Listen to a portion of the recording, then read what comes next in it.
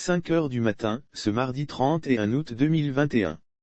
Après une journée bien chargée, c'est ce moment que choisit Brou Conan Emmanuel, jeune agent de sécurité dans un des quartiers chics bâtis avant la commune de Bingerville, pour regagner son domicile. Mais bien plus, c'est par le site de l'ancienne décharge d'Aquedo, planté au cœur du village Atchan ou Ébrié, autochtone, du même nom, qu'il passe son chemin pour rejoindre les siens. C'est avec lui que nous faisons la route, ce jour, à la rencontre de la fameuse décharge.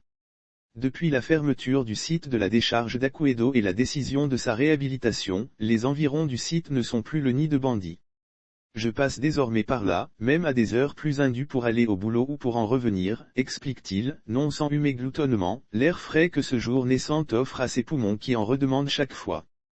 Pour bien comprendre le jeune Brou Emmanuel, la décharge d'Aquedo est cet imposant site de plus de 100 hectares que la chefferie du dit village rétrocédé à l'État de Côte d'Ivoire, il y a 53 ans, aux fins qu'il serve de lieu de dépôt des ordures ménagères collectées sur tout le territoire abidjanais. Qui n'a pas connu la décharge d'Aquedo? On y trouvait de tout. Déchets solides, liquides, humains, cadavres d'animaux et d'humains, des bandits que souvent fois leurs compagnons abandonnés par là. S'étant plus le marché de quelques pauvres individus, surtout des femmes qui venaient y piocher quelques objets à revendre, bouteilles et en plastique, en verre et autres objets encore utilisables. Plusieurs fois ici, nous avons été obligés de secourir des femmes enceintes qui sont tombées dans les pommes, qui ont perdu du sang et ont fait des fausses couches.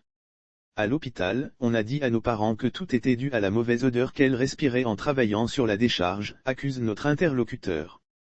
Que dire alors des riverains eux-mêmes?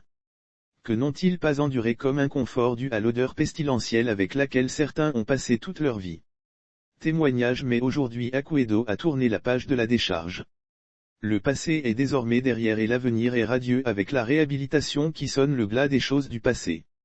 Des propriétés de terrain se sont mises à l'ouvrage pour construire des maisons alors qu'impossible jusque-là. Mon patron a acquis ce terrain depuis 2007, mais il n'a pas pu construire à cause des odeurs des ordures. Mais aujourd'hui, comme vous le constatez, plusieurs propriétaires de terrain comme mon patron ont commencé à construire, nous révéler un contremaître en maçonnerie sur un chantier en pleine évolution.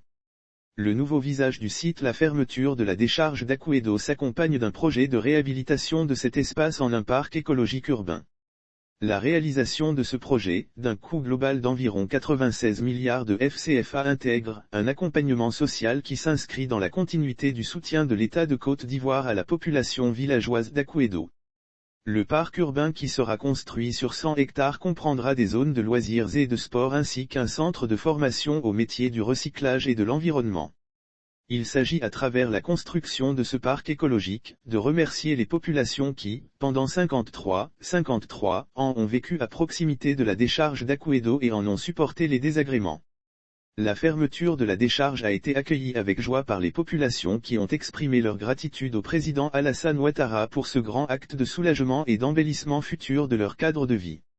Aquedo a tourné la page de la décharge. Cap sur le développement.